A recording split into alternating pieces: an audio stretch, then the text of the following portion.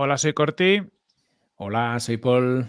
y bienvenidos al podcast de Mumbler. Hoy tenemos con nosotros a un invitado que en su momento nos recomendó encarecidamente el gran Pepe Rodríguez. Se trata de Ilie Leart. Bienvenido, Ilie. Muchas gracias por la invitación y bueno, pues nada, le agradezco a Pepe que me haya invitado indirectamente, otro fenómeno, Pepe Rodríguez. Sí, mucho crack que pasa por aquí y hoy, pues nada, tenemos el placer de tenerte por aquí. Vamos a hablar de fútbol, vamos a hablar de vídeo, vamos a hablar de contenido, vamos a hablar de muchas cosas. Entonces, para el que nos esté escuchando y no te tenga ubicado, cuéntanos un poquito tu camino profesional hasta la fecha. Uy, voy a tener que hacer un resumen, muchachos, porque la cosa es larga. Claro, cuando ya piensa que yo en diciembre cumplo 48, o sea que ya empiezo a cargar una maleta bastante pesada. Mirad, yo nací en Barcelona, os doy algunas pinceladas básicas biográficas. Yo nací en Barcelona y pasé toda mi infancia, adolescencia hasta la universidad. Yo quería ser periodista, era mi vocación, pero no me dio la nota para entrar a la universidad, así que acabé haciendo Derecho. Me aburrí muchísimo durante 5 años, pero conseguí acabar la carrera. Luego empecé a trabajar en fútbol en diferentes ámbitos. A principios de los años 2000 estuve viviendo en París varios años trabajando como agente de jugadores. De ahí me fui 5 años a México, estuve dirigiendo, estuve como CEO, como director general de un equipo de segunda división en México durante 5 años. Y cuando volví a Europa en 2010, pues digamos, volví a aflorar mi interés por el periodismo y dije, bueno, pues tengo que, ahora ya con 35 años, tengo que arrancar un proyecto periodístico. Pues no tenía mucha idea en ese momento de si lo iba a monetizar o no, pero sí que tenía una ambición personal de hacerlo, ¿no? Y luego pues ya a ver dónde me llevaba, ¿no? Y así es como en 2011 aparece La Media Inglesa, que es un medio de comunicación sobre fútbol inglés en español, ¿no? Por tanto, dirigido a audiencias hispanohablantes. Esto significa que llevamos ya más de 10 años de historia. En estos 10 años, la Media Inglesa ha servido para reflejar, yo creo, cómo se ha transformado el periodismo, sobre todo digital, pero en general el periodismo, en este tiempo, que ha sufrido una profundísima transformación. Nosotros empezamos como una página web, luego añadimos podcast, ya en 2011 empezó el podcast de La Media Inglesa. En 2016 ya vimos que el futuro iba a pasar por contenidos audiovisuales en directo, orientados a móvil. Esto en 2016 yo recuerdo tener una conversación de decir, hey, el futuro son contenidos audiovisuales para móvil en directo interactivos, 2016. Así es como empezamos a hacer contenidos audiovisuales a través de Twitter inicialmente. Una primera temporada estuvimos en Twitter a través de Periscope.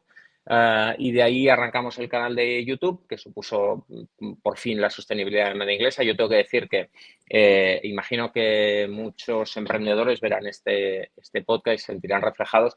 Durante 10 años yo financié La Media Inglesa, es decir, yo tenía mi trabajo y yo lo financiaba. Es decir, que durante 10 años perdimos dinero y lo pagué de mi bolsillo. Entonces, digamos que dedicaba mi jornada laboral a ganar dinero y el resto de mis horas a perderlo, básicamente, ¿no? Y bueno, pues supuso un sacrificio enorme hasta que a principios de 2020, gracias a las membresías de YouTube, empezamos a ganar dinero y en cuestión de un año aproximadamente, pues se convirtió en un proyecto sostenible y ahora pues somos un equipo pequeño, pero que puede dedicarse profesionalmente a esto. Y este más o menos es mi trayecto y el de la media. Qué bueno, pues nos has hecho un resumen que nos sitúa espectacularmente en situación y ahora queremos entrar en muchas cosas que has comentado, que has dicho muchas cosas interesantes. La primera que te quería preguntar yo es, ¿por qué fútbol inglés? ¿Por qué esta diferenciación y esta especialización en una cosa tan concreta y no el fútbol en general? Es una buena pregunta. Aquí nos tenemos que situar en 2011. Hay básicamente dos factores. Uno personal, hay que recordar que este proyecto lo arranco yo. Lo arranco yo con mi hermano pequeño, que siempre me lo reprocha cuando escuchan una de estas entrevistas. Me dice, oye, que nunca me mencionas. Y es verdad. Mi hermano pequeño Álvaro me ayudó y durante los primeros 2 años los podcasts los hacíamos él y yo. Y él me ayudó a lanzar la web y demás, ¿no? Es decir, que yo tuve la idea, pero es verdad que tuve el apoyo, como en tantos proyectos de emprendeduría, ¿no? Que cuando no tienes recursos, pues te apoyas en tu pareja, tu padre, tu hermano, tu amigo, tu demás, ¿no? Y pues tiras de gente que te puede echar una mano, ¿no? Entonces, primero por un tema personal, a mí me gustaba el fútbol inglés. Yo cuando era adolescente mis padres me enviaban a Inglaterra los veranos para aprender inglés y ahí me familiaricé con el fútbol inglés y empecé a digamos que a detectar y a comprender las particularidades y la idiosincrasia tan especial que tiene el fútbol inglés, ¿no? Yo no entro jamás en debate sobre ¿es mejor la liga española o la liga inglesa? A mí esto me importa un bledo. Lo que sí creo es que los ingleses tienen una forma de vivir el fútbol diferente, ¿no? Tampoco digo que sea mejor, pero tiene una forma muy peculiar de vivir el fútbol y a mí eso me enganchó y me resultó francamente pues muy llamativo, ¿no? Entonces yo, claro, me empecé a familiarizar con el fútbol inglés a finales de los años 80. Es decir, que yo llevo 3 décadas siguiendo el fútbol inglés, ¿no? Entonces, digamos que era ya una pasión antes de empezar. Y luego yo complementé mis estudios de Derecho con un MBA, es decir, que yo tengo estudios de empresa también.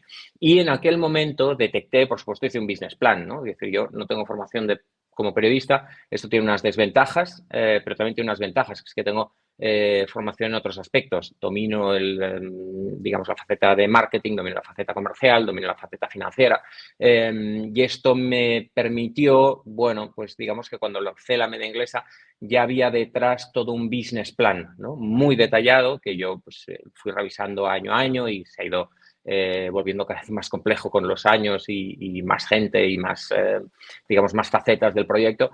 Pero se ha mantenido todos estos años. Es decir, nosotros tenemos una visión estratégica, nosotros tenemos unos ejes a 10 años, etcétera, ¿no? Entonces, en aquel momento yo me di cuenta de que existía una oportunidad de mercado, ¿no? Había una oportunidad dentro de ese nicho, ¿no?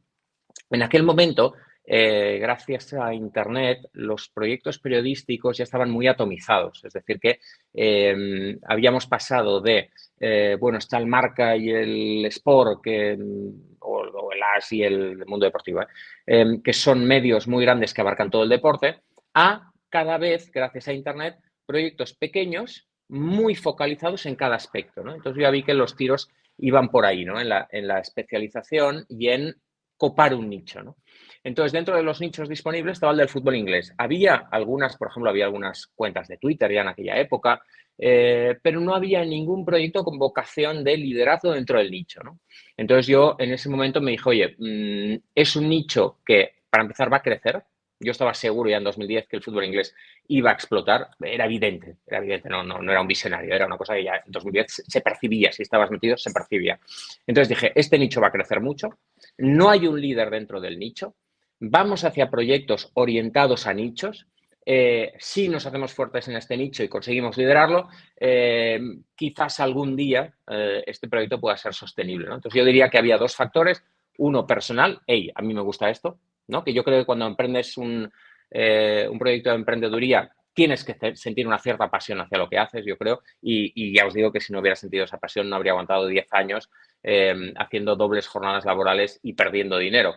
Entonces, por un lado, un factor personal y por otro, yo sentí en ese momento que existía una oportunidad de mercado. Qué bueno. Mola porque es de las pocas veces, mira que hablamos con emprendedores de contenido, ¿no? O sea, con creadores de contenido que buscan, que están emprendiendo. Porque claro, tú tienes una visión de negocio muy fuerte y se nota en todo lo que cuentas. ¿Cómo planteas tú esa visión a 10 años? ¿Cuál es la visión, por ejemplo, ahora para los próximos 10 años? ¿Y cómo es tu forma de pensar para llegar a ella? Bueno, ahora estamos en un momento muy complicado, ya os lo digo, en un momento muy complicado externo e interno, ¿no? Nosotros siempre hacemos pues, análisis DAFO y demás. Entonces, ahora estamos en un momento muy complicado, no voy a entrar en análisis externos, pero nosotros estamos en el mundo del contenido y del entretenimiento. Entonces, esto significa que si entramos en recesión, si la inflación se dispara, a nosotros nos va a afectar seguro, porque la gente pues, podrá suscribirse menos a los canales, podrá hacer menos donaciones, etcétera, ¿no? Entonces, hay una serie de factores externos a los que nosotros siempre estamos atentos y que nos pueden afectar y que están más allá de nuestro control, ¿no? En cuanto a los que están en nuestro control, nosotros ahora estamos en un debate interno, os confieso, porque tenemos que decidir entre 2 caminos.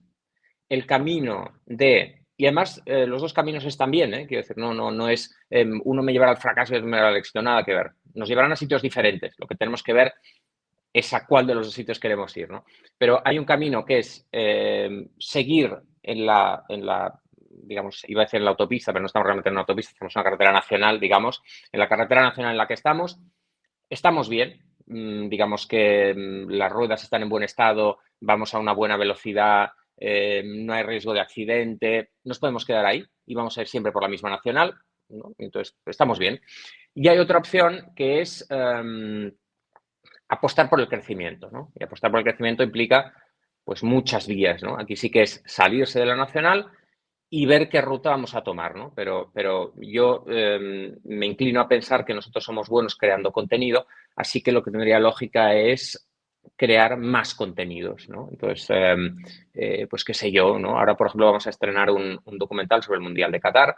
Hemos adquirido a lo largo de todo 2022 un enorme know-how sobre crear documentales, ¿no?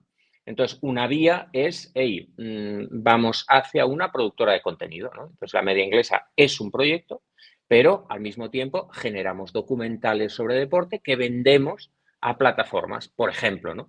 Entonces, ahora estamos en ese debate, ¿no? Y digamos que yo, en la visión a 10 años, estamos un poco estudiando qué queremos ser de mayores, ¿no? Yo recuerdo que cuando empezamos, la visión siempre me ha parecido importante la visión, ¿no? Porque en una frase resumes todo lo que quieres ser, ¿no? Entonces yo recuerdo que la primera visión que tuvimos cuando empezamos en 2011 era: queremos que Sir Alex Ferguson sepa quiénes somos. Esta es la visión. En 2011, esta es la visión.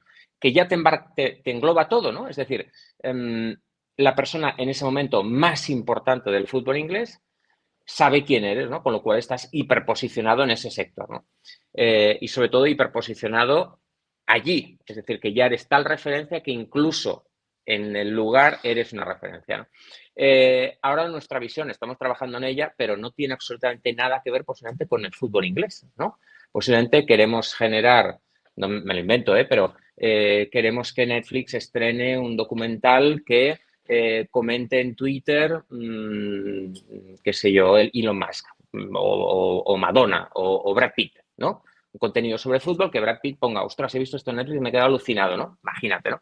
Entonces, digamos que hemos cambiado mucho y estamos todavía en este proceso de dilucidar cuál va a ser nuestra visión para los próximos 10 años, pero lo que es seguro es que ha cambiado drásticamente respecto a hace 10 años. Qué bueno. Solo una pregunta. ¿Ser Alex Ferguson sabe ya quiénes sois? ¿Lo habéis conseguido? No, lo dudo mucho. Lo dudo mucho, estoy seguro que no. En cambio, sí hay gente, no diría que a nivel de Alex Ferguson, pero sí gente que está a un nivel muy alto que sí sabe quiénes somos, ¿no? Es decir, por ejemplo, qué sé yo, por decirte algo, hemos entrevistado la presidenta de la Premier League sabe quiénes somos. El presidente de la Football League y ex-CEO del Liverpool sabe quiénes somos.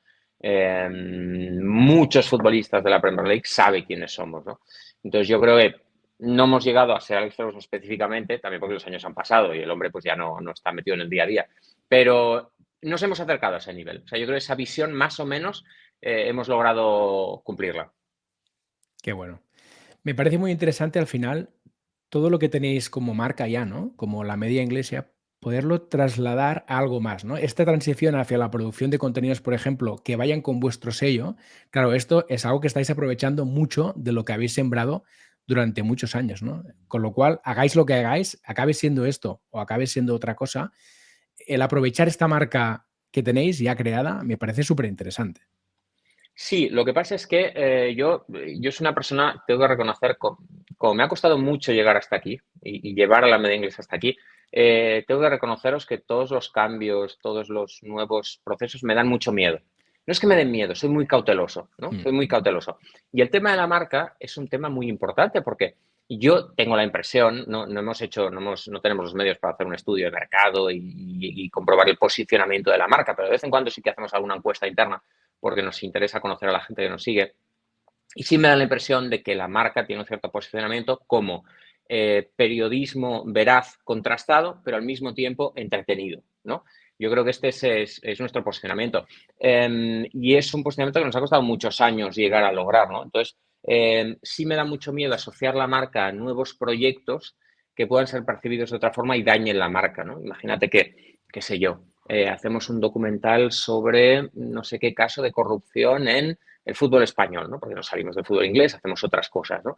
Y qué sé yo, pues ese contenido es percibido como que se está posicionando de un lado, del otro, no sé qué. Y me da miedo dañar la marca. Yo por eso a veces, cuando hablamos de nuevos proyectos, a veces creo que es mejor disociarlos de la marca, ¿no? Es decir, si por ejemplo el día de mañana hacemos un documental sobre, ¿qué os diría yo? Pues no sé, la situación financiera del Barça, me lo invento. Quizás es mejor que, ¿no? Que, digamos, lleve el sello de la credibilidad que nos hemos ganado nosotros, pero no necesariamente la media inglesa, ¿no? Porque me da miedo que nuevos contenidos perjudiquen a una marca que está bien establecida y bien posicionada, ¿no? Quiere decir que, por un lado, tiene esa ventaja que tú comentas, ¿no? Es decir, hey, tú ya tienes un sello de calidad, de cierto modo, pero por otro lado, puedes dañar el sello con nuevas cosas, ¿no? Digamos que entonces hay que ser muy cuidadoso con ese proceso. Claro. Oye, lo bueno es que podéis jugar mucho, ¿no? Al final, o sea, la media inglesa es un producto que habéis creado vosotros, que encima tiene un foco, tiene un nicho. Entonces, por lo que estás diciendo, además, puede ser que estos documentales, estos nuevos contenidos ya no sean de fútbol inglés, sino que cubran otras áreas, que puedan tener otras marcas. Pero claro, ya lleváis el sello de somos los creadores de este producto muy bueno, podemos hacer otra serie de productos con otras marcas que van a ser igual de buenos. Sí, tal cual. Y además yo creo que muchos de estos nuevos contenidos vamos a necesitar socios. Esta es la realidad, porque nosotros no alcanzamos a mantener la media inglesa. O sea, ya estamos al 97% de nuestra capacidad. Entonces no podemos, si queremos hacer cosas nuevas, o metemos a más gente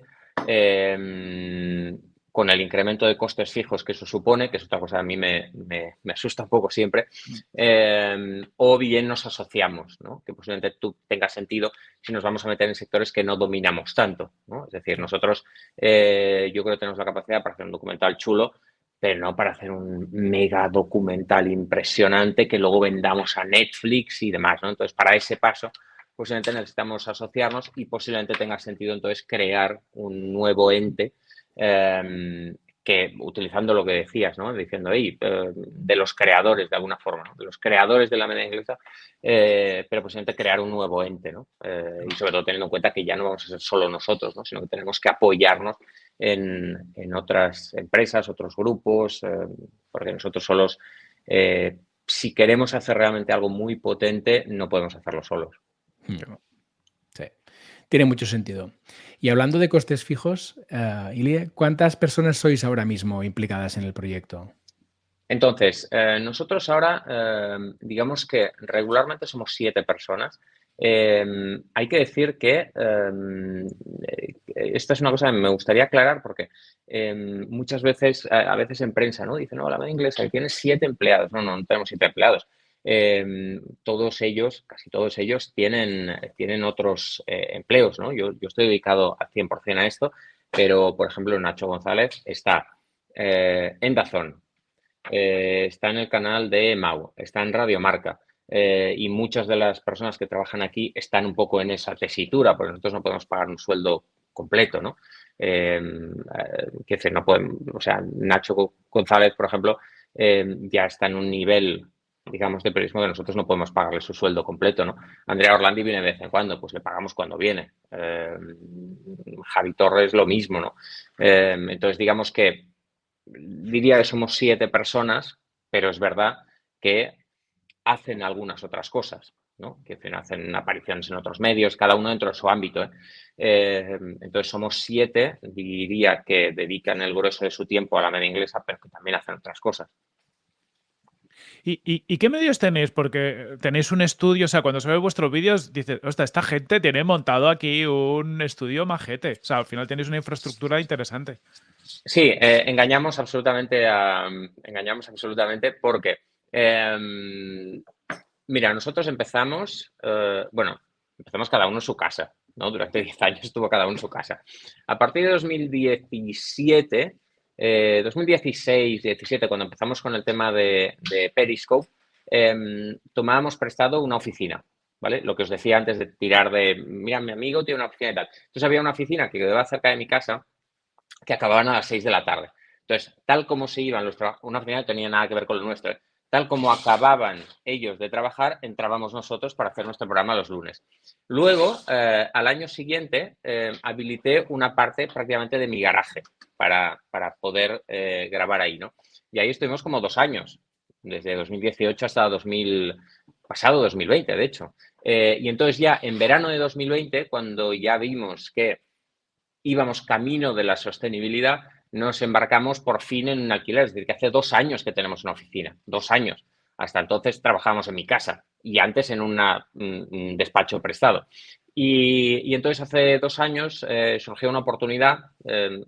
Una cosa que aprendí hace muchos años y fue una lección interesante es que cuando quieres hacer algo, has de explicarlo al mundo, ¿no? Es decir, yo recuerdo, por ejemplo, en aquel momento, no sé qué quería hacer, pero alguien me dijo, oye, pues si quieres hacer esto, díselo a todo el mundo que conozcas, ¿no? No esperes a que te surja una oportunidad de la nada, porque nadie te va a llamar para decirte, oye, pues mira, me he enterado qué tal. Bueno, no te va a llamar nadie si no se lo explicas a la gente, ¿no? Entonces empecé a dar voces, ¿no? Oye, estoy buscando un sitio, estoy buscando un sitio. Se lo decía a todo el mundo que encontraba. Estoy buscando un sitio, estoy buscando un sitio. Y al final me llamó una persona y me dijo, oye, me acordé que tú me habías dicho esto y hoy me he encontrado con un amigo que me ha dicho que iba a dejar su oficina porque no, ya era muy grande para él y tal, y que si pudiera compartirla, pero que lo iba a dejar. Y me he acordado de ti. Y digo, vale, perfecto, conéctame. Y entonces llamé y dije, sí, es una oficina estupenda, si quieres venir a verlo y tal, no sé qué, venga, voy. Y nada, es fabuloso. Entonces encontramos esta oficina, compartimos con un arquitecto argentino, Marcelo, y hicimos una división, ¿no?, del alquiler. Oye, yo me quedo X metros cuadrados, yo me quedo 2 metros cuadrados, el baño y la cocina lo dividimos por 2. Afortunadamente, como él es arquitecto, tiene esta facilidad, hizo un plano, lo dividió por 2, me dijo los metros cuadrados son tantos, dije, perfecto, te toca tanto, estupendo. Y pagamos 1.000 euros, más o menos, pagamos 1.000 euros de alquiler y tenemos como 80 metros cuadrados, además un espacio diáfano, que era lo que queríamos. Y ahora, por supuesto, con el crecimiento van surgiendo nuevos problemas, porque, por ejemplo, Jordi Furriol, que es la persona que se ocupa de patrocinios, marketing y tal, la mitad de los días no puede venir porque dice, es que tengo llamadas y mientras grabáis no puedo hablar. Entonces el pobre hombre, cuando está aquí, se tiene que ir al baño o a la cocina, no tiene más opciones. O sea, es baño o cocina. Entonces, claro, no genera una imagen muy seria hablar con una persona para intentar, oye, un patrocinio de un vídeo y tal, y que se vea de fondo o una ducha o un microondas, ¿no?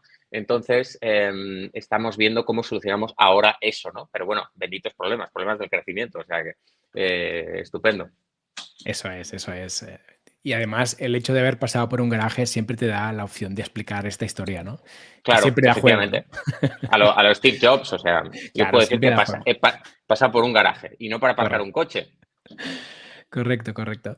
Y para hacernos la idea un poco del volumen de todo el proyecto, ¿nos podrías comentar un poco cuánta gente tenéis en YouTube, cuántas visitas más o menos tiene en la web, cuánta gente tenéis en perfiles en redes sociales? Así nos hacemos un poco de Sí, composición de lugar, de audiencia, ¿no? claro. Mira, nosotros la web empiezo por esto, nosotros la web que era precisamente nuestro pilar cuando empezamos, hoy en día se ha transformado y ya era una web de noticias sobre fútbol inglés, ¿no? Yo recuerdo que inicialmente incluso había la crónica de los 10 partidos de la Premier League, de cada uno de los 10. Hoy en día, en cambio, se ha convertido en una web más orientada a explicar el proyecto, ¿no? Se ha convertido en una web estática donde, digamos, es una puerta de entrada al proyecto, ¿no? Esto somos nosotros, tenemos pues el canal de YouTube, tenemos esto, tenemos lo otro, ¿no? Esto en cuanto a la web. En cuanto a YouTube, que es un poco el pilar principal del proyecto actualmente, creo que vamos camino de los 350.000 suscriptores. 350.000 suscriptores. Los vídeos que van bien, pues no sé, de esta semana, por ejemplo, pues irán a 100.000 visualizaciones aproximadamente. Sacamos un vídeo todos los días, menos los viernes, que es el día específico para miembros. Entonces ese día sale un vídeo, pero es solo para miembros, es su día. Luego, en cuanto a visitas, hablo de memoria, pero diría que son al mes unos 4 millones de... ¿4 millones de qué? ¿De horas? ¿Al mes? Es que le estoy preguntando a Jordi, que lo tengo delante. ¿Son 4 millones que de horas vistas al mes? No, de visualizaciones. 4 millones de visualizaciones al mes. Ahora te lo confirmo. ¿Sabes qué pasa? Veo las cifras y al final me olvido de lo que es. Veo las cifras todos los días y al final me olvido de lo que es. Pero por ahí andamos. Luego, en Twitch tenemos como 50.000 seguidores. 50.000 seguidores. Y en redes estamos como en 65.000, 70.000 en Instagram En Twitter nos acercamos a 200.000 y luego hace poco empezamos en TikTok, pero yo las cifras de TikTok no me las creo mucho, entonces no os lo diría, pero no sé si sirve para mucho, porque están muy infladas. Infladas no digo artificialmente, son las cifras. Lo que pasa es que en TikTok, por la forma de consumo, rápidamente llegas a unos volúmenes gigantes que te dan una idea un poco falsa de lo que es. Y, ¿qué más os iba a decir? Os iba a decir algo más de cifras. Bueno, grosso modo es esto. Bueno, luego hay que añadir, eso lo quería decir. Luego hay que añadir algunas cosas adicionales. Por ejemplo, mi cuenta de Twitter, que tiene 100.000, en realidad es una cuenta de la media inglesa, prácticamente, ¿no? Quiere decir que se podría también sumar. Lo que pasa es que tiene, lógicamente, imagino que la mayor parte de seguidores pues son los mismos que los de la cuenta de la media inglesa. Básicamente, estas son las cifras. Son pequeñas si lo comparas con creadores gigantes tipo Ibai o cosas de este tipo, o por ejemplo, con creadores de contenido en el ámbito del gaming, pero en cambio, dentro del ámbito del deporte, son cifras que no están mal y sobre todo dentro del nicho específico del fútbol inglés, pues nos sitúan claramente como líderes y referencia en este ámbito, ¿no? Y me atrevería a decir que prácticamente en fútbol internacional no creo que haya proyectos con este alcance. Yo una cosa que me parece interesante remarcar en este punto es que yo siempre tuve muchas dudas sobre la capacidad para ser sostenibles financieramente, porque es un nicho, no diría que pequeño, pero no deja de ser un nicho. Y pasó una cosa cuando nos fuimos a YouTube que me pareció un fenómeno muy interesante. Cuando nosotros teníamos la web, cuando sacabas un artículo sobre el Norwich City, claro, lo veía muy poca gente, porque muy poca gente se mete a leer un artículo del Norwich City.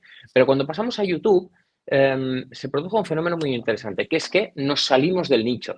Entonces yo hablo del nicho y no el nicho del fútbol inglés, pero en realidad en YouTube estamos fuera del nicho. Mucha gente nos escribe, muchísima, diciendo, oye, a mí, la verdad, el fútbol inglés no me gusta, no he visto un partido en mi vida, llevo 3 años sin ver un partido de fútbol inglés, de hecho no me gusta ni el fútbol, pero muchísima gente nos escribe para decirnos esto, jamás veo un partido de fútbol, no me interesa más mío, pero en cambio soy miembro del canal porque me lo paso muy bien y porque me entretiene y porque me gusta y porque me contáis historias interesantes. Y entonces jamás entraría a leer un artículo sobre el Norwich City, pero si me haces un vídeo con un cierto storytelling que consiga llegarme a través del humor, a través de la emoción, a través de la reflexión, pues lo veo, ¿no? Entonces, digamos que la faceta audiovisual nos ha permitido abandonar el nicho, que es una cosa que yo no, la verdad es que no jamás intuí que pudiera pasar y que al final ha resultado clave para llegar a una audiencia mucho más amplia que la que se encuentra en el nicho. Oye, qué pedazo de aprendizaje todo esto. Es súper interesante. Nosotros siempre decimos mucho, ¿no? Lo de que el contenido tiene que entretener y yo creo que es que vuestro caso es el ejemplo, ¿no? De si entretiene además de informar, consigues trascender el nicho en este caso. Sea como sea, las cifras que has dado, ya te puedo decir que a nosotros nos parecen una pasada. Es decir, claro, que estamos todos muy acostumbrados a que lo poco que se cuenta en medios son las cifras de los grandes, pero hablar de millones de views, 4 millones de views, es que tener un impacto de la leche, que, bueno, muchos canales de televisión autonómicos no consiguen eso, o no han conseguido ese impacto en su día, ¿no? Que lo pongamos en contexto. Dicho todo esto, ¿cómo monetizáis todo esto? Al final, ¿cuáles son vuestras vías de ingresos? Yo qué sé, un poquito cómo se reparten. Bueno, entonces os explico, en realidad es muy sencillo porque yo os diría, por tomar 2022 en su conjunto, diría que el 75-80% de los ingresos proceden de YouTube. De ese 80%, el 65%-70% son membresías, es decir, es gente que paga mensualmente 2, 5 o 10 euros por apoyarnos. Entonces, digamos que dentro de ese 75-80%, el grueso es gente que paga, el resto es publicidad. Luego, yo creo que vamos camino hacia un 10-15% de Twitch, 10-15% de Twitch, que de nuevo hay una división relativamente similar entre gente que paga y publicidad, ¿no? Más o menos. Y el resto son patrocinios. Los patrocinios han subido mucho porque una cosa que hemos notado en los últimos años es que la gente que paga se ha estabilizado mucho, ¿no? Entonces, la forma de crecer desde un punto de vista de ingresos más fácil es a través de los patrocinios. Y los patrocinios han crecido mucho en 2022, yo espero que en 2023 sigan creciendo mucho. Entonces, que poco a poco vayamos hacia un modelo más de 70-30, por ejemplo, ¿no? Que el 70 procede de las plataformas, siendo el grueso la gente que paga, y un 30% sea patrocinios. Luego tenemos otras vías relativamente minoritarias, está por ejemplo el tema de la tienda y tenemos una asociación con Gambea. Nosotros, una cosa que hemos hecho a lo largo de los años, nosotros hemos tenido esa tendencia a hacerlo todo nosotros, ¿no? In-house. Pero lo cierto es que llega un punto que a la que creces un poco y dices, mira, no es nuestro core business, nos absorbe muchas horas, no lo hacemos bien, estamos perdiendo sinergias, o sea, es un desastre. Y entonces optamos por asociaciones, ¿no? Entonces, en el caso de la tienda, optamos por llegar a una colaboración con Gambea, que además nosotros somos muy meticulosos con nuestros patrocinadores, con nuestros socios, han de tener un poco una visión muy parecida, una cierta responsabilidad social. Entonces, Gambea, por ejemplo, pues es una empresa de Valencia, es una empresa local, es una empresa pues un poco parecida a nosotros, es una empresa que dona el 1% de los beneficios a Common Goal de las ventas, y entonces en los productos lo pone y tal, y eso ya nos gustó. Y ahora lo tenemos todo subcontratado, externalizado con Gambea, ¿no? Entonces ellos crean productos, los venden y al final pues nos dan una parte de los beneficios, ¿no? Pero es una parte pequeña sobre el total, ¿no? Que más por nuestra culpa que por la de ellos, que ellos hacen unos diseños estupendos, distribuyen muy bien, hacen todo estupendamente, pero nosotros muchas veces es verdad que estamos tan centrados en el contenido, que es un problema que tenemos a nivel organizativo, que pasa, ¿no? Que al final tu core business es lo que te atrae todas las miradas, ¿no? Es como en un partido de fútbol, el futbolista tiene tendencia, se queda nubilado siempre con el balón y va mirando siempre al balón y no mira lo que le rodea, lo cual es un gran error. Y a nosotros nos pasa, ¿no? Nosotros lo que nos gusta es crear contenido. Entonces, ¿qué pasa? Que cuando hay una lista de prioridades, al final, generar contenido siempre es lo que todo el mundo quiere hacer, porque es lo que nos tira, es lo que nos gusta hacer, ¿no? Y dedicamos menos tiempo a, hey, chavales, que muy bien con el contenido, pero Gambea ha lanzado una camiseta nueva, me lo invento, chulísima, y aquí nadie se le ha ocurrido hacer un spot, moverlo en redes, decirlo en un vídeo, a nadie se le ocurre, ¿no? Porque estamos obnubilados. Hay que hacer un guión, ¿no? Tal, lo hago yo el guión, ¿no? Yo quiero que lo hago yo. Y entonces es un poco complicado. Entonces, grosso modo, os diría que es eso. Entonces, pues eso, plataformas 85%, patrocinio 15%, con esa ambición de que crezcan los patrocinios, y dentro de plataformas, pues claramente la gente que paga pues constituye el 65-70% del total. Espectacular. Y por la parte esta de suscripciones, ¿esto lo hacéis todo a través de YouTube? Es decir, ¿son las suscripciones del propio YouTube? Sí, YouTube, esta es mi explicación empresarial, pero YouTube vio que Patreon funcionaba bien, ¿no? Entonces, de alguna forma, claro, ellos tenían la plataforma. Es que en realidad una cosa es evidente y que todo el mundo yo creo que hoy en día es consciente, es que todo lo que sea mantenerse dentro de la plataforma es mejor, ¿no? Es decir, si evitas que alguien tenga que hacer un clic para salir de la plataforma, ir a comprar a otro sitio, mucho mejor, ¿no? Cuanto más facilites y menos clics, si quitas 2 clics, la compra, las probabilidades de que alguien compre se multiplican exponencialmente. Entonces, YouTube se dio cuenta de que había Patreon, ¿no? Entonces, mucha gente que estaba creando contenido en YouTube decía, oye, estoy creando esto, yo en YouTube de la policía no puedo vivir, iros a mi Patreon y ahí me podéis pagar mensualmente. Y YouTube dijo, espera un segundo, vamos a integrar un Patreon en YouTube, ¿no? Que me parece un movimiento lógico pero inteligente, ¿no? Y entonces YouTube lanzó esto de las membresías, ¿no? Lanzó esto de las membresías y que es algo tan sencillo como que si te gusta algo, te gusta un canal de YouTube específico, pues puedes darles un dinero al mes, ¿no? Recibir unas recompensas, que es lo mismo, exactamente el mismo modelo que Patreon, o sea, no han innovado en nada, exactamente el mismo modelo que Patreon. Y recibes unas recompensas, ¿no? Sean unos vídeos exclusivos que solo puedes ver tú, sea el uso de emojis específicos que solo puedes usar tú, sea tener una insignia junto a tu nombre con tu antigüedad y demás, ¿no? Que yo inicialmente, claro, yo soy de otra generación, ¿no?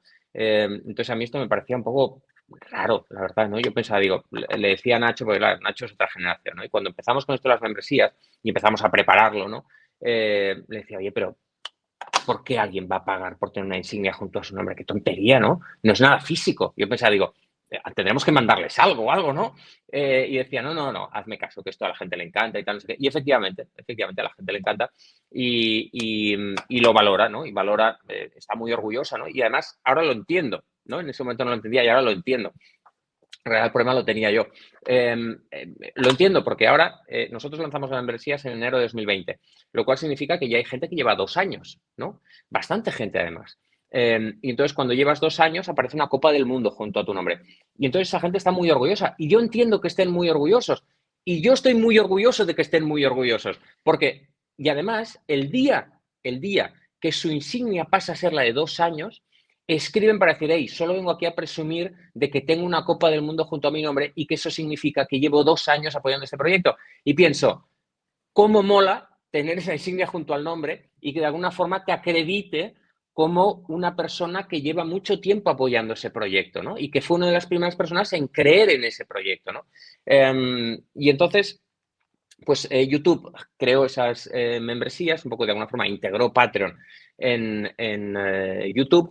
Yo recuerdo que fuimos de los primeros canales en España que lo tuvimos porque nosotros fuimos muy conscientes desde el principio que si había una forma de ser sostenibles era a través de que la gente pagara. No había más. Nosotros jamás, al estar en un nicho, jamás alcanzaremos el volumen del marca. Jamás, es imposible. Y tampoco por el posicionamiento de periodismo que nosotros tenemos. Nosotros tampoco vamos a hacer una noticia de clickbait y, bueno, Cristiano se pelea con Ten Hag y guerra abierta en el Manchester United. No, nunca lo haremos, ¿no? Con lo cual estamos renunciando a unos cuantos miles de visitas solo por poner un titular correcto, ¿no? Entonces, nosotros pensamos, si hay una forma de ser sostenibles a través de esto. ¿Por qué? Tenemos poca gente, pero es muy fiel. Y hay un engagement enorme, de verdad, creedme, enorme. Para que os hagáis una idea, os pongo un ejemplo. Cuando hay un patrocinador nuevo, nosotros no tenemos muchos patrocinadores porque entre los que descartamos, por ejemplo, las casas de apuestas, alcoholes duros, tal, no sé qué, claro, ya nos queda muy poco, ¿no? Vamos renunciando cada vez a más. Entonces, cuando hay un patrocinador nuevo, bueno, la gente se vuelve loca en comentarios. Bueno, a partir de ahora solo compro esta marca, a partir de ahora, vamos, me voy a tatuar el logo de la marca en el brazo, tal, no sé qué. Y claro, esto para las marcas es estupendo. Lo que pasa es que tienes que hacer una labor de convencer a las marcas y de hacerle ver esto. Oye, con nosotros no tendrás 2 millones de impresiones, pero en cambio las impresiones que haya para tu marca van a ser brutales. Te va a generar una repercusión y una notoriedad positiva brutal que no conseguirás en otro lado. En el marca te van a ver 3 millones de personas, pero haciendo un scroll down que tu coche va a pasar a toda velocidad, nadie va a ver tu coche, nadie va a clicar y nadie se va a enterar de que estabas ahí. Con nosotros lo van a ver, lo verá menos gente, pero tendrá mucha más repercusión. Entonces, para el tema de YouTube, lo tardaron mucho en abrirlo. El problema que tiene YouTube como plataforma es que era muy lento, ¿no? Cuanto más grande es la organización, más lento es, ¿no? Entonces han perdido un poco de agilidad. Entonces, tardaron mucho en abrirlo, ¿no? En España en general y a nosotros, porque en teoría era una cosa que a partir de 30.000 suscriptores se te puede abrir. Nosotros tuvimos que llegar a 100.000. Cuando llegamos a 100.000 nos lo abrieron. Un día recibí un correo y no sabéis la alegría, os lo prometo, dije, no me lo puedo creer. Esto puede ser el principio de una nueva etapa. Y lo fue. Recibí un correo, bueno, es que inmediatamente llamé a Nacho, no te lo vas a creer, nos han abierto las membresías, oh, pues venga, voy para tu casa, vamos a ver qué hacemos, recompensas, venga, pongámoslo en marcha, a ver si podemos salir hoy o mañana. Nacho, hay que hacer un vídeo, bueno, pues hago un guión rápido, venga, lo hacemos. Y nada, en cuestión de 24 horas prácticamente desde que nos lo habían abierto ya lo teníamos lanzado. Muchas veces los creadores van más rápidos que las plataformas. Esto pasa a veces, ¿no? Y en enero de 2020 nos lo abrieron y en enero de 2020 lo lanzamos y en enero de 2020 empezamos a ganar dinero, a facturar dinero. Ganarlo todavía no, faltarían unos meses todavía para generar algún beneficio, pero empezamos a ingresar algo. Para mí ya fue un cambio absolutamente brutal. Yo no me lo creía, porque después de 10 años palmando pasta, de repente fue, bueno, increíble. Hemos ganado 3.000 euros este mes. Y era una cosa flipante para mí, porque jamás pensé que vería un euro. O sea, no, jamás lo pensé. Entonces, de repente, 3.000 euros. El mes siguiente, 5.000 euros. Pero bueno, ¿qué locura es esta? 5.000 euros. Somos millonarios. Y bueno, y aquí seguimos. Y Twitch funciona muy parecido, ¿no? Al final, nosotros la experiencia que tenemos en Twitch, que empezamos apenas en mayo, es que es una plataforma que funciona muy parecido a YouTube, con la diferencia del VOD y del directo, del live stream, pero al final repartos, publicidad, tal no sé qué, es muy parecido. Twitch, como es una empresa más pequeña, es más ágil, ¿no? Y más orientado a directo y genera más cosas para directo y da la impresión de que todos los meses hay algo nuevo, ¿no? Algún juguete nuevo para directos, pero al final pues, son funcionamientos muy parecidos. Oye, qué guay. Con lo que decías antes, que como que tenéis 3 planes de precios en YouTube, ¿cómo habéis planteado esto y cómo ves que reacciona la gente ante estos planes de precios? Porque los creadores cuando ponemos precios, claro, no tenemos ni idea. Entonces, muchas veces vamos al tuntún y tu experiencia nos ayudará. Sí, bueno, os tengo que decir que es un debate, es un problema, recurrentemente lo debatimos esto, todos los años lo debatimos esto de las recompensas. Y al final no cambiamos nada, por supuesto, que es lo que suele pasar, ¿no? Después de 3 horas de debate, fenomenal. Pues, ¿qué decimos? Que lo dejamos todo igual, estupendo. Entonces, nosotros inicialmente seguimos los consejos de YouTube. Como no sabíamos, YouTube nos dijo, mira, nosotros recomendamos 3 niveles y recomendamos que sean estos. Bueno, pues vamos a hacerles caso, ¿no? Lo que resulta más, desde nuestro punto de vista, fue más retador fue qué incluíamos en cada nivel, ¿no? Qué incluíamos en cada nivel para que cada nivel tuviera un sentido, ¿no? Y tuviera unas recompensas acorde a lo que tú estabas haciendo, ¿no? Y nosotros, por ejemplo, tenemos un tema pendiente con el segundo nivel, que es que no conseguimos darle valor al segundo nivel. El primer nivel es muy fácil. Hey, yo pues quiero ver los vídeos exclusivos, quiero apoyar, entro en el nivel más tal, ¿no? Los del nivel más alto normalmente es, esto me gusta tanto que quiero participar a lo máximo que pueda. Pero el segundo nivel nos cuesta mucho convencer a gente que pase del primero al segundo, ¿no? Que básicamente el segundo nivel es gente que se nutre. Oye, voy a dar el salto porque en el segundo nivel me ofrecen esa cosa que me interesa más, ¿no?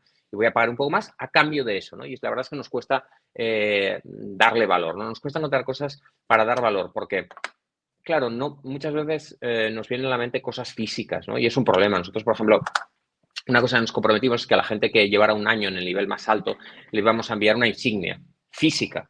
Pero claro, llegó el año y nos empezó a escribir gente de México y de Chile diciendo, oye, la insignia y tal. Ostras, es que enviar la insignia cuesta 20 euros. Es que pagáis 10 al mes y palmamos 2 meses, ¿no? Bueno, son errores que todos los creadores de contenido, por supuesto, hemos cometido en algún momento y que nos hemos pillado los dedos. Yo recuerdo que durante mucho tiempo a mí me gusta hacer contenido, ¿no? Entonces, lo demás, facturas, no sé qué, me da un palo horrible y lo hago fatal, ¿no? No sé si porque no tengo el talento o porque me aburre, entonces ya lo hago fatal. Pero para que os hagáis una idea, nosotros mientras llevábamos la tienda durante mucho tiempo, mientras la llevé yo, perdíamos dinero con muchos envíos. Todos los envíos al extranjero o a Canarias perdíamos dinero. Increíble. O sea, vendíamos un libro a Canarias y yo pensaba, bueno, qué bien, otro libro vendido y tal. Bueno, que sepas que has perdido 2 euros. Luego llegó gente más profesional que yo, porque una cosa que esto sí que he tenido talento de hacer es buscar gente que fuera mejor que yo, ¿no? Y entonces ahora puedo decir que la medianesa todos son mejores que yo. Me he quedado como el peor de todos, ¿no? Lo cual me entusiasma. Entonces, claro, llegó gente mucho más lisa y dijo, oye, perdona, he hecho un cálculo de costes unitario y que sepas que cada libro que envías a Canarias pierdes 2 euros. Y dije, ostras, vaya desastre. Digo, bueno, nosotros ganamos con lo demás. Bueno, con los demás, con los de España, porque a Latinoamérica pierdes 5 por cada libro que envías. Digo, vale, estupendo. Le digo, pues que sepas que la mitad de los libros a Latinoamérica no llegan y tengo que enviarlos 2 veces. con lo cual, estamos hablando de que la tienda ganaba dinero porque vendíamos bastantes libros en España, bastantes.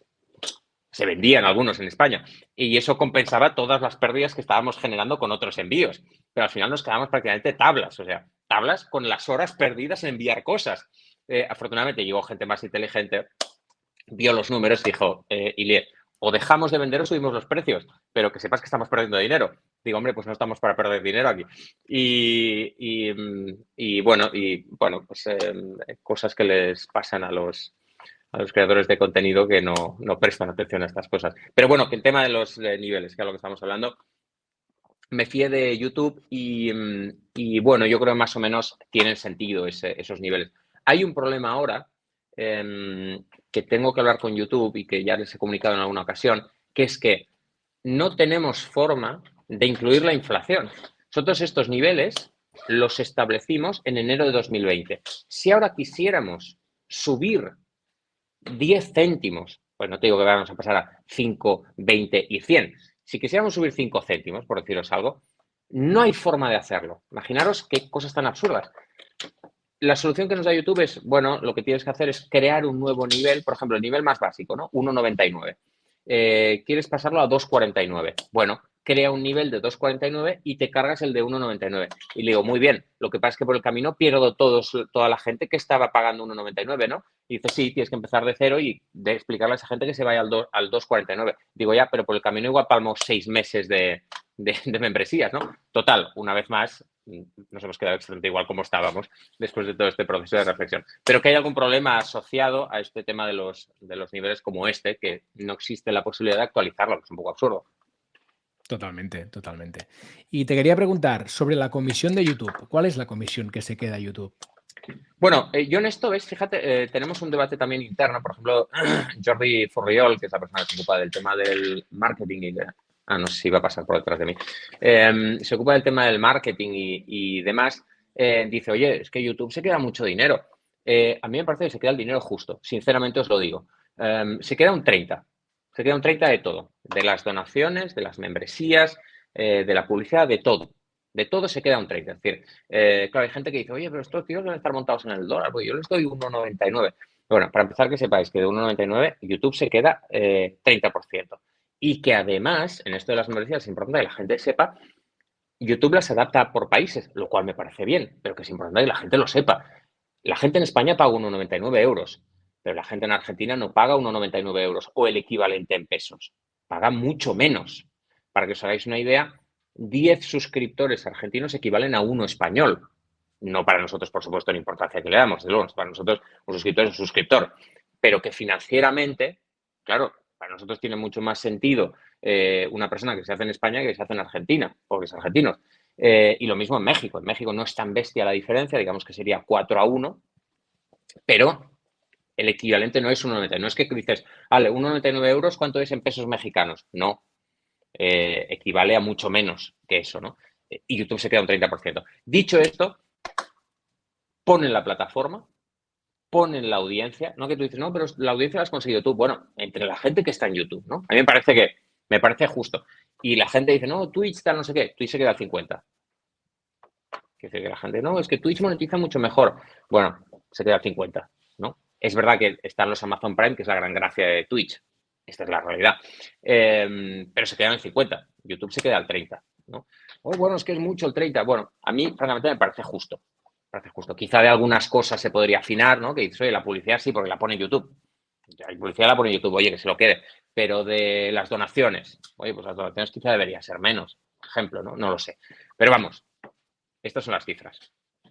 Qué bueno, y qué bueno el punto que has dicho de la adaptación a países, porque yo no la conocía y es algo que hace, por lo que has dicho, YouTube por defecto, ¿no? Es decir, tú no tienes que configurar Sí, nada, ellos ya lo tienen no, calculado. Qué guay. sí, absolutamente. Ellos no hacen nada, no hay un cambio en divisas, y además cada creador lo puede ver, ¿eh? Si los creadores quieren ver cuánto se está cobrando en cada país, lo pueden ver. Tú te vas a la parte de recompensas y ahí puedes ver país por país a cuánto equivale. Y entonces ya verás que no sé a cuánto está el peso mexicano. Yo viví 5 años en México, pero no serán, no sé, 200, no sé, el equivalente pues serían, me lo invento, para 2 euros, pues serán 200 pesos, 200, 300 pesos, no le cobran 200, 300 pesos, les cobran 100.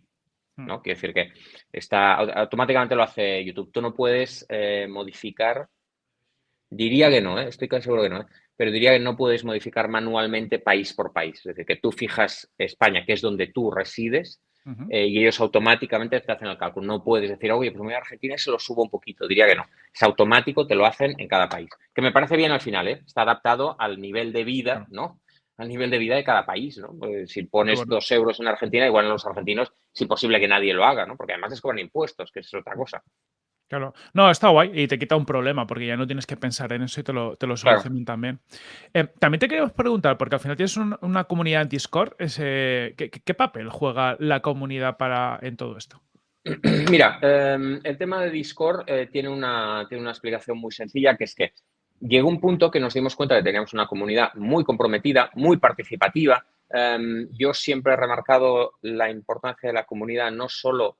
El modelo de periodismo ha cambiado. Cuando nosotros empezamos era creador, destinatario, y no había comunicación. Esta es la realidad, ¿no? Un modelo antiguo. Programa de televisión, tú lo ves en tu casa, y ya está. Y si quieres lo comentas con tu esposa, pero ya no hay más. Por la mañana te vas con un café a leer el Sport o el Marca, lo lees y ya está. Y te vas a trabajar y ya está. No hay interacción de ningún tipo. Ahora estamos en un modelo en el cual la gente quiere participar, quiere co-crear. Nosotros lo hacemos mucho. Nosotros, muchos vídeos son guiones que nos envía gente de la comunidad. Hey, yo he escrito este guión porque soy filósofo. ¿Qué filósofo es cada club de la Premier League? Oye, os he hecho el guión, estupendo, pásamelo, lo vamos a hacer, lo vamos a repasar, veremos qué tiene lógica y tal, pero lo vamos a hacer, ¿no? Y es una co-creación entre la comunidad y nosotros. Entonces, una cosa que nos dimos cuenta es que no existía ningún lugar donde la comunidad pudieran hablar entre ellos 24 horas, ¿no? Es decir, no había un sitio donde nosotros no tuviéramos que participar en la conversación y pudieran mantenerla ellos solos. ¿Qué había? Twitter. Bueno, tú pones un tweet y la gente te responde y le respondes, pueden responderse entre ellos, normalmente Twitter insultándose. Instagram no sirve para eso. YouTube están los comentarios, entonces alguien dejaba un comentario, otro podía responder al comentario y de vez en cuando pues se armaba un poco de charla, pero no había un lugar donde la gente pudiera interactuar sin necesidad de que estuviera asociado a un contenido de la media inglesa o asociado directamente a nosotros. Por supuesto, nos pueden enviar emails, nos pueden escribir a través de redes, lo que sea. Y nosotros hacemos muchos directos también pues para hablar con la gente, ¿no?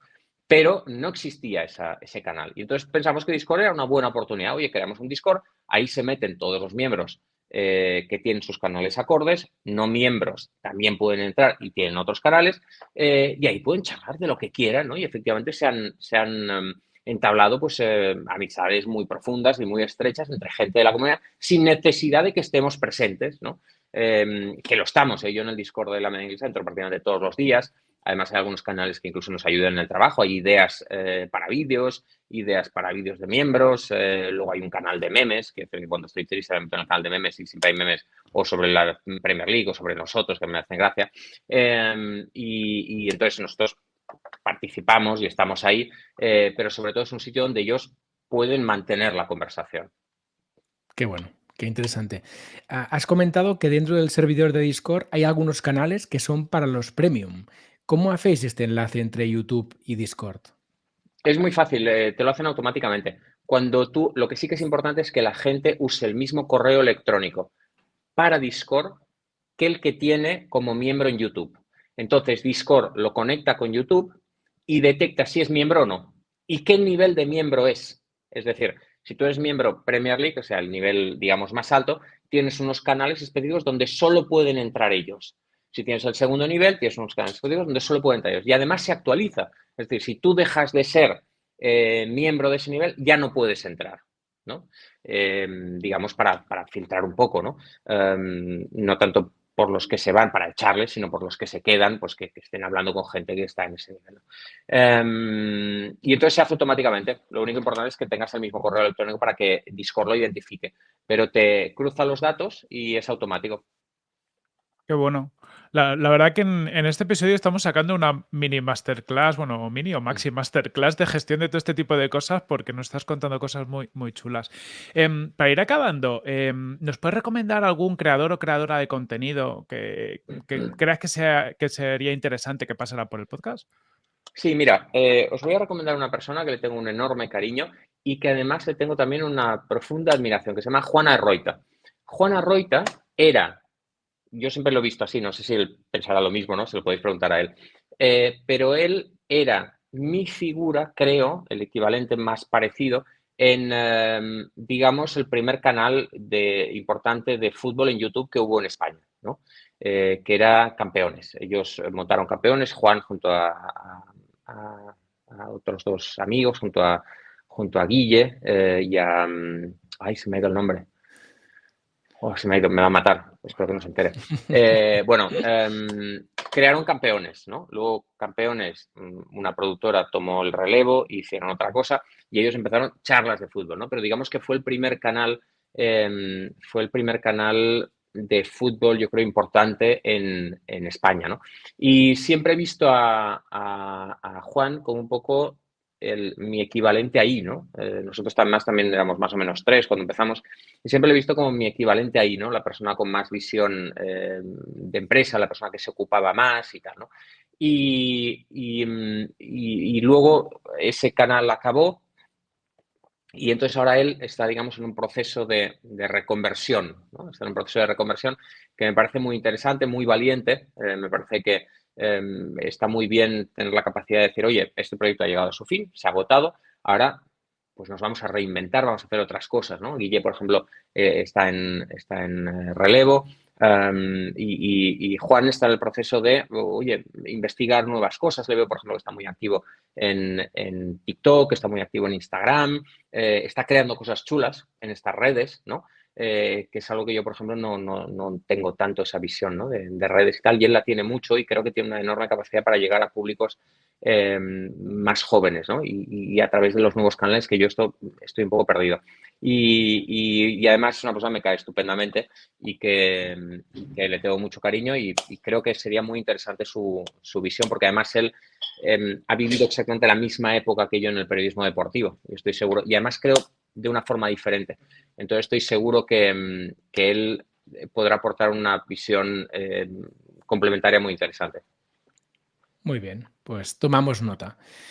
Ya para terminar, Ilie, ¿dónde pueden encontrarte los creadores de contenido que nos están escuchando ahora mismo?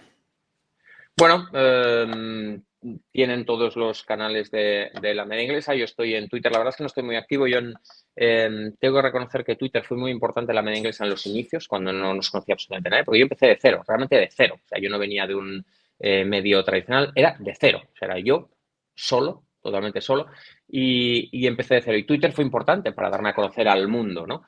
Pero no estoy muy activo hoy en día, la verdad.